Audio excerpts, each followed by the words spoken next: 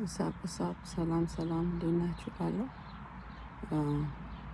ዛሬ በማለዳ እግዚአብሔር የተናገረን ቃል እግዚአብሔርን መታዘዝ የማናቸውም ነገር መሰረት የጸለይነው ጸሎት እንኳን ለመቀበል እግዚአብሔር የሚለውን ነገር ኢንስትራክሽኑን ስንቀበለው እንደሆነ እግዚአብሔር በጸሎት ይናገረን ነበርና ቸርችም ስንሄድ የነበረው ቃል ያ ነበር።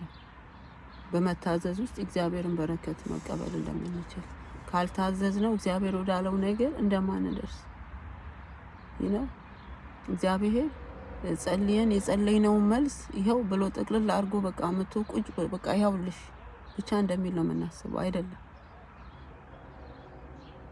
እግዚአብሔር አንዳንዴ ከእኛ እንድናደርገው የሚፈልገው ነገር አለ። sometimes not all the time is depend on situation ይለያያል። እግዚአብሔር አደራረጉ አካሄዱ በጣም የተለያየ ነው።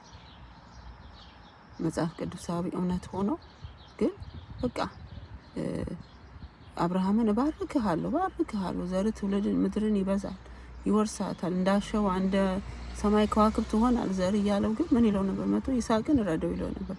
በጣም ኮንፊውዝድ ያደርጋል። አብርሃም ሚሊዮን ጥያቄ መጠየቅ ይችላል። በፍጹም ይሄማ በኢየሱስም ሰይጣን ነው ሁሉ ሊል ይችል ነበር። ግን ሳይገባ እግዚአብሔር እንደተናገረ ማታ ቢናገረው ማለዳ ተነስቶ ይዞ ሄደ ነው የሚለው። ልጁን ለመሰዋት እግዚአብሔር ወዳለ ቦታ ሄደ። ደርሱ ለማረድ ቢላ እስኪያነሳ ድረስ እግዚአብሔር ዝም ብሎ ነበር የሚያየው።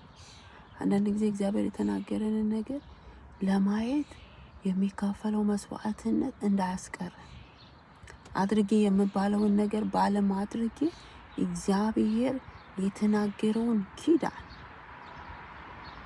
ዲሊያንስ ውስጥ መዘግየት ውስጥ እንዳላስገባ እንዳይገባ እግዚአብሔር ይርዳል። እግዚአብሔር በቃ ተናገረ ይሆናል እንደፈለግሽ የትንፍጩ ጤፉን አምጩ አይደለም። መንፈሳዊ ነገር እሺ ብትሉ ነው የሚለው መጽሐፍ ቅዱስ ሁሉ ነው። እሺ ብትሉ ብትታዘዝ ምድርን ትወርሳለህ እንዲሆንልሃል። እምቢ ብትልስ ሰይፍ ይበላሃል። እምቢ ብትልስ እንዲሆንብሃል ነው የሚለውና ዛሬ አንድ ቃል ሁሉ ይሄን ሁሉ ተናገርኩትን ነገር ልጠቅልለው። እግዚአብሔር የሚለንን ነገር ባይገባን እንኳን እንታዘዝ። እግዚአብሔርን ያልሚለንን ነገር ኤን ሳናረግ ቢን ማየት አንችልም፣ ሲን ማየት አንችልም። ይሄ ምናልባት የሚገባ ላይሆን ይችላል፣ ግን እንታዘዘው። በዛ ውስጥ እግዚአብሔርን ማዳን እናያለን። አሜን።